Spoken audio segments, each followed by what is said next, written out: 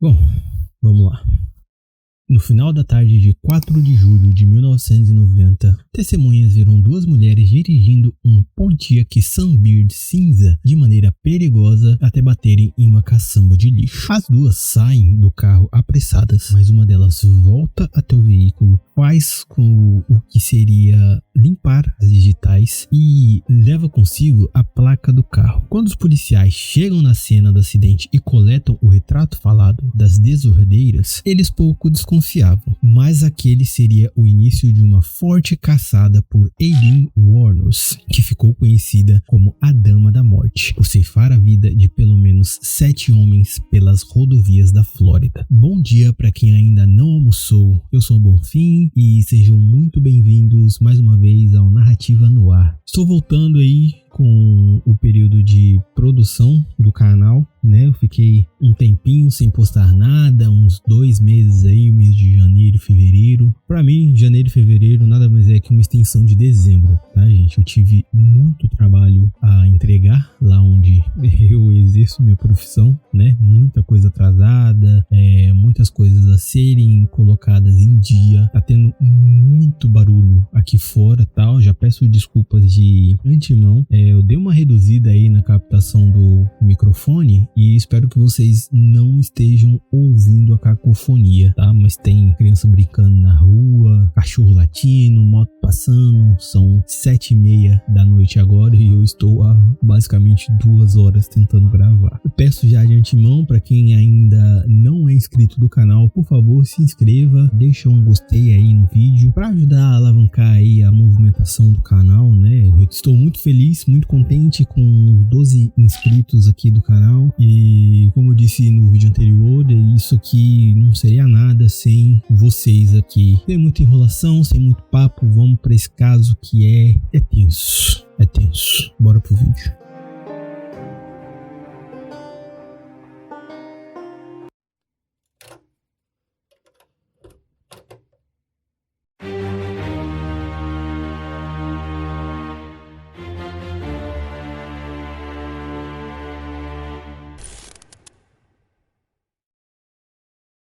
Aileen Carol Pittman nasceu no dia 29 de fevereiro de 1956, em Worcester, Michigan. Sua mãe, Diane Wuornos, tinha por volta de 14 a 15 anos quando se casou com Leo Dale Pittman, que tinha por volta de 18 ou 19 anos na época, em meados de 1954. Aileen nunca chegou a conhecer o pai, pois seus pais se divorciaram antes de seu nascimento e, posteriormente, Leo foi preso por abuso íntimo e tentativa de ceifar a vida de uma pessoa pequena, quando Aileen tinha ainda 6 meses de vida. Leo era conhecido como um abusador de pequenos e sociopata entre as pessoas da região onde morava, embora sendo cogitado como um paciente esquizofrênico no período de sua prisão. Em meados de 1969, após entrar e sair da prisão várias vezes, Leo ceifa a própria vida enquanto preso. A partir da separação, em janeiro de 1960, Diane passa a criar sozinha tanto Aileen, que na época tinha 4 anos, quanto seu irmão Keith, de 5 anos. Porém, devido à sua pouca idade e não sabendo como manter a criação dos filhos, Diane os deixa sob os cuidados de seus pais, Laurie e Britta Wuornos, que os adotaram legalmente em março de 1960, dando o registro de Aileen Carol Wuornos. Mesmo sendo seus avós maternos, Laurie e Britta eram pessoas completamente disfuncionais para se ter como familiares. Seu avô, Laurie, constantemente tomava aquela birita sem controle, assim como Britta. E Laurie era uma pessoa que empunhava a disciplina punitiva de maneira regular. De acordo com relatos da própria Aileen, certa vez ele a fez ver punir um gato embaixo d'água, né, até o bichinho ir de Vasco. Físicos, íntimos e verbais eram constantemente infligidos tanto por ele quanto por amigos dele que frequentavam a casa. Por volta de seus 10 anos de idade, ela descobre que na realidade Laurie e Britta seriam seus avós, o que trouxe mais tensão no convívio infeliz da casa. E aqui a gente tem um paralelo com o caso de Ted Bundy, que também teve essa descoberta conforme foi se desenvolvendo aí como pessoa na sociedade.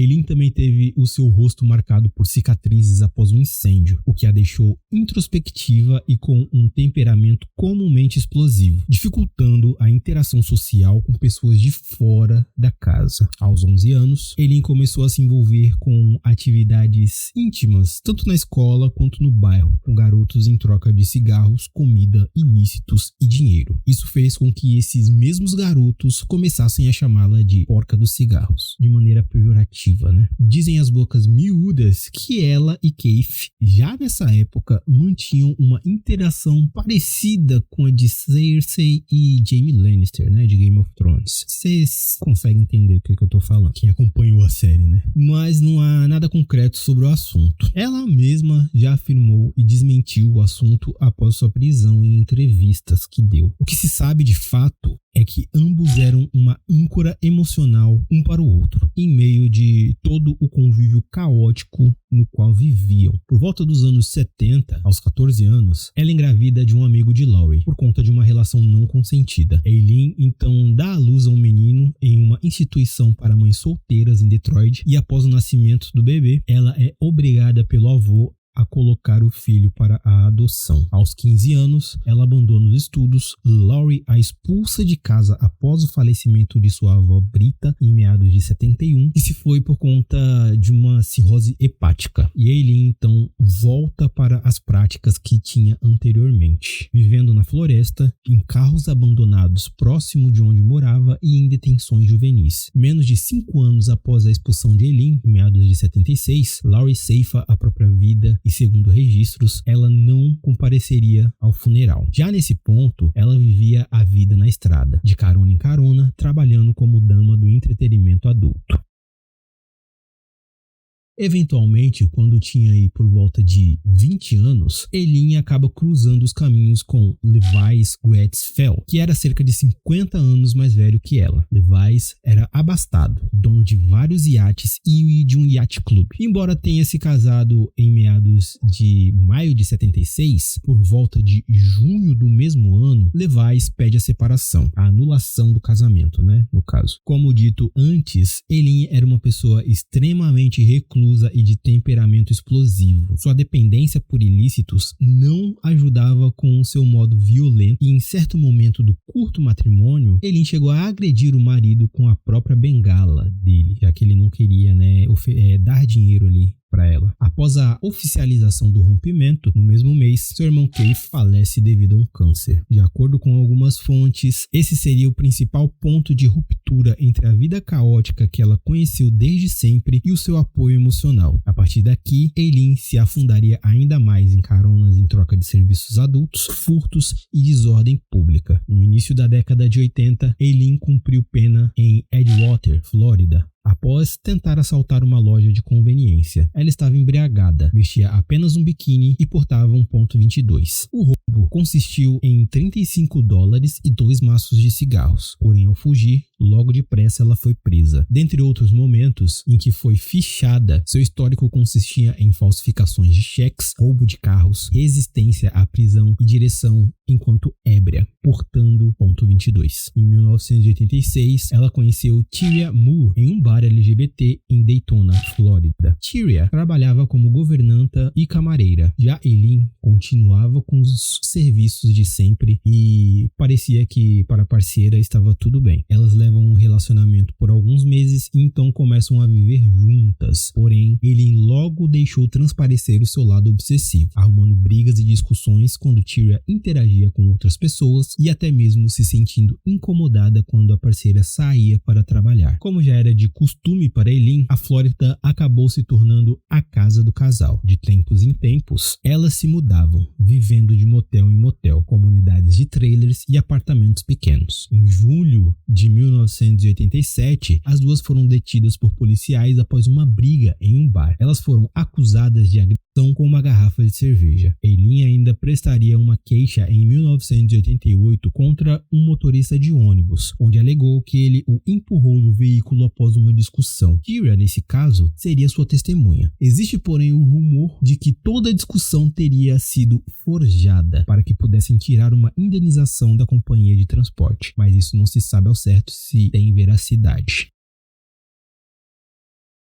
Em 1989, mais precisamente no dia 13 de dezembro, Richard Mallory, de 51 anos, foi encontrado desencarnado e enrolado em um tapete numa área arborizada da Flórida por um grupo do xerife do condado de Volusia que estavam à sua procura após a declaração de seu desaparecimento. Richard era proprietário de uma loja de eletrônicos em Clearwater, Flórida, e era conhecido pelos locais por frequentemente contratar damas do entretenimento adulto para desfrutar de seus serviços, além de ser um estu fichado. Ele fora visto pela última vez em 30 de novembro daquele ano. Mallory havia sofrido 3 disparos, mas seu desencarne foi causado por 2 em específico no pulmão. Eileen chegou a confessar para sua companheira a respeito desse caso. De acordo com suas palavras, supostamente o serviço havia saído do controle. Richard havia a levado para um local isolado, espancado e estudado ela, ameaçando a sua vida em seguida. Kyria, porém, teria se recusado a ouvir mais detalhes sobre o assunto. No dia 1º de junho de 1990, David Spears, de 43 anos, foi encontrado desencarnado e como veio ao mundo ao longo da 19 Highway, no condado de Citrus High, Flórida. Quando vivo, trabalhava na construção civil em Winter Garden. Da mesma forma que fora com Richard, David havia sofrido com disparos de um ponto .22, porém a intensidade havia sido maior. No decorrer dos meses daquele mesmo ano, Charles Carskadon, Peter Symes, Troy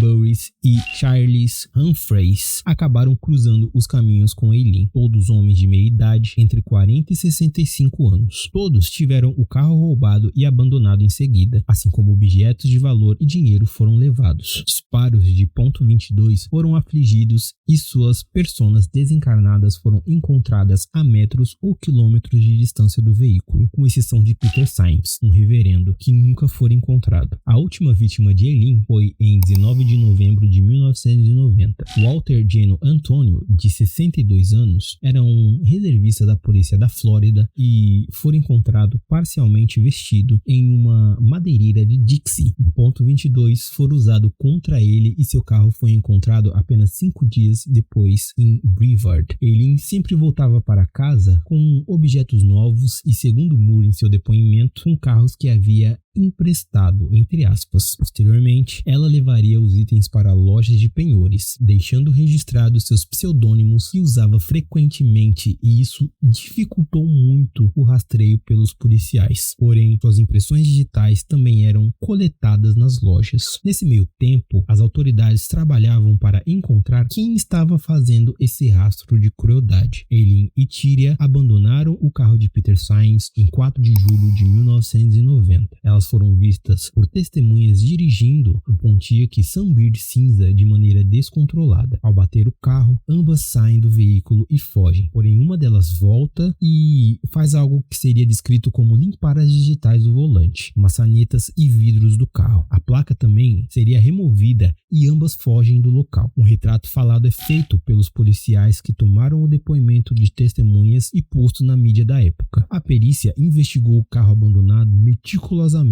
e, por mais que ele tivesse tentado limpar as suas digitais, uma impressão foi coletada na maçaneta do motorista. Logo depressa, a extensa ficha criminal de Eileen apareceu para os investigadores, que coletaram suas digitais em uma loja de penhor, onde ela e Tyria venderam os pertences de Richard Mallory.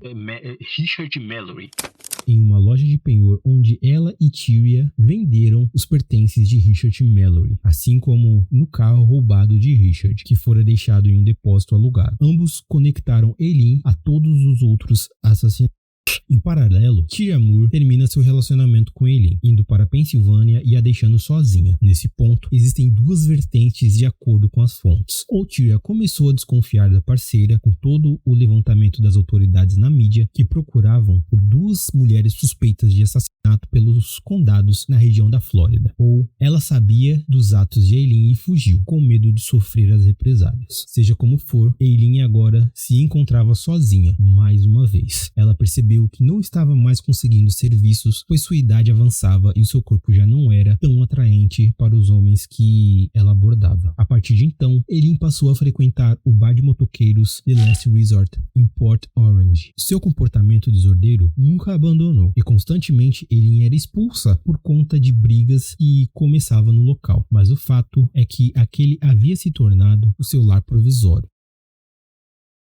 Eileen possuía um mandado pendente em seu nome de 1986 por posse ilegal de armas, e isso levou à sua prisão no dia 9 de janeiro de 1991, no Last Resort Bar. Policiais a rastrearam devido às denúncias, no qual foram até o bar disfarçados à paisana. Após uma canseira danada que Eileen deu aos policiais, eles conseguiram levar ela para fora do bar somente no começo da noite, onde a detiveram. No dia seguinte, Tyra Moore foi encontrada em Scranton, Pensilvânia, e levada por policiais até a Flórida. As autoridades a mantiveram em um motel sob vigilância e após 4 dias seguidos, Tyra aceita colaborar com a polícia a fim de um acordo. Com uma escuta, ela faz vários telefonemas para Eileen, que aí nesse ponto estaria detida. Ela implorava para que a ex-parceira a ajudasse a limpar o seu nome e após 3 dias seguidos, em 16 de janeiro de 1991, Tyra consegue uma confissão. Um julgamento foi realizado em 4 de janeiro de 1992 pelo assassinato de Richard Mallory. Embora ela tenha sido julgada apenas pelo primeiro caso, a promotoria foi autorizada a mostrar evidências de suas outras 6 vítimas para que pudesse expor o padrão dos atos de Eileen. Ela a todo momento alegava legítima defesa, porém Tyra Moore viria a se sentar no banco das testemunhas, depondo contra Eileen no tribunal. A partir daí, a postura dela mudou completamente. Eileen começou a cair em contradição, afirmando frieza e intuito de roubo nos assassinatos e praticamente confessando todos os crimes. Daí surgiu a foto icônica dela explicando como fazia para imobilizar suas vítimas dentro do carro. Em 27 de janeiro daquele mesmo ano, Eileen seria condenada pelo assassinato de Richard Mallory. Em sua sentença, Eileen foi diagnosticada com transtornos borderline e de personalidade antissocial. Ainda assim, 4 dias depois, ela foi sentenciada à pena capital.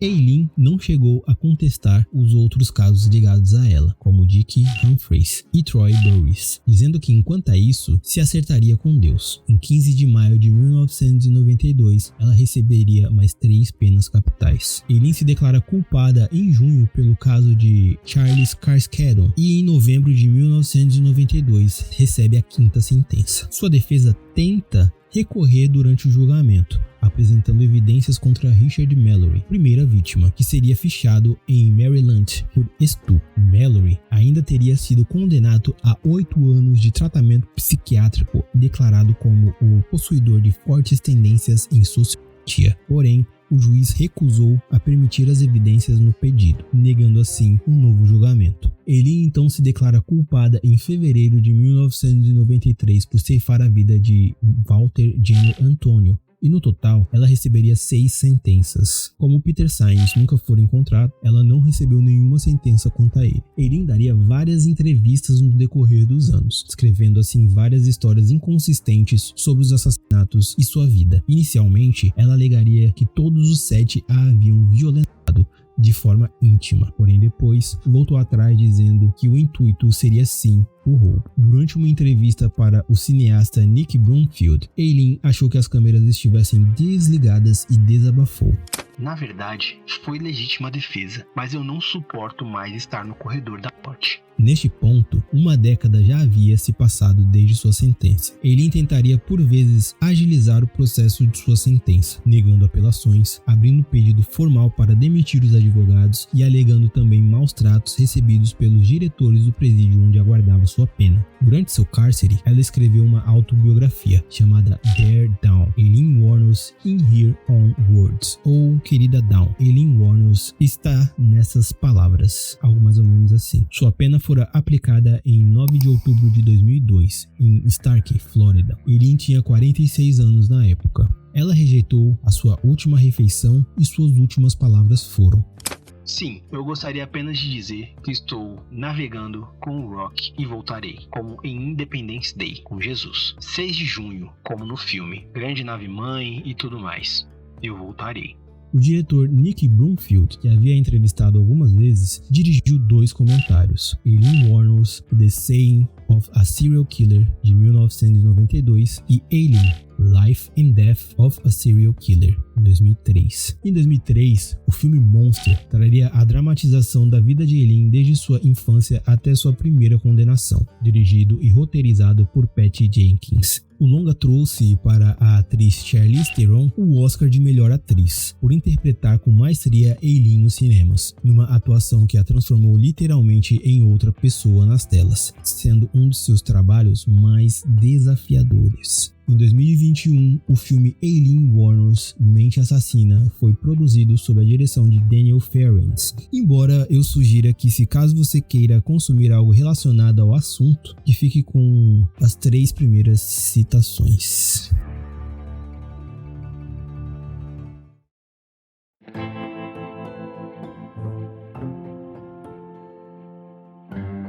E desse caso da Aileen Wuornos seria basicamente o resumo. Algumas coisas eu deixei de fora, algumas coisas eu posso até ter esquecido de comentar. Se você sabe de alguma coisa que vá agregar ao assunto, eu peço humildemente que deixe aqui embaixo no campo dos comentários, que ele é todo para vocês, e eu prometo dar uma atenção com todo carinho. Vamos debater aí sobre esse caso que é bem complexo, né? Ela, no caso, que foi uma SK, né?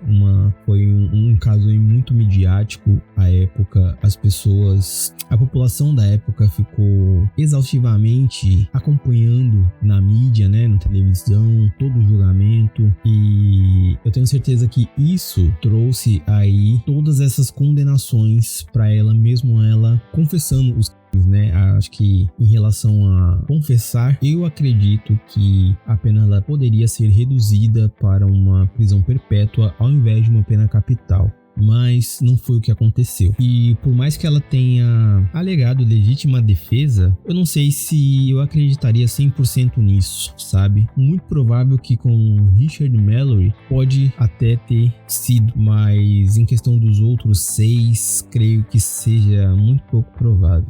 Porém, como a gente pôde acompanhar aí no decorrer da narrativa, a Aileen, ela nasceu e cresceu em um microcosmos muito caótico, né? Ela foi uma pessoa que nunca recebeu a atenção necessária dos familiares, da mãe, nunca teve aí o convívio com o pai. As pessoas que ela tinha em mente como seus pais, né, que seriam seus avós, sempre apresentaram para ela o horror, né, de um convívio, algo completamente diferente que a gente tem ali no começo da nossa criação, no começo da nossa vida, e dali em diante tudo que ela recebeu, do pouco que ela conviveu com as pessoas, foi desprezo, foi desafeto e abandono. Sem contar que a única pessoa que ela tinha na vida, né, que seria o irmão, deixou esse mundo muito cedo, por mais que eles não conviviam mais juntos quando ele se foi. Ela ainda teria, né, uma amiga de infância chamada Dawn, para quem ela basicamente escreveu a autobiografia, mas acredito também que a esse ponto elas não tiveram aí mais um convívio direto. Uma criadora de cavalos, e eu não vou lembrar o nome, vou deixar na tela aí para vocês, mas eu preferi não colocar isso na pauta, chegou a adotar ela em 1991, assim que ela foi presa, teve ali uma interação com ela, mas a Aileen percebeu que, né, segundo a percepção dela, ela estaria sendo usada para que essa mulher tivesse ali um certo lucro e uma certa atenção midiática, né? Então, logo depois da sua adoção, ela rompeu ali todo e qualquer tipo de interação com essa pessoa.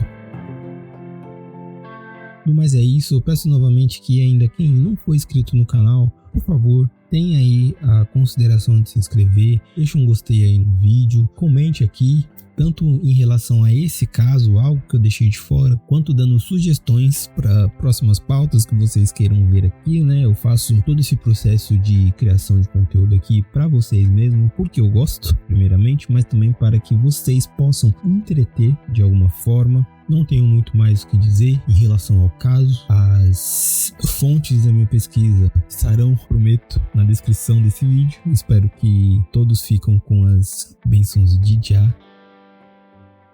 E tchau.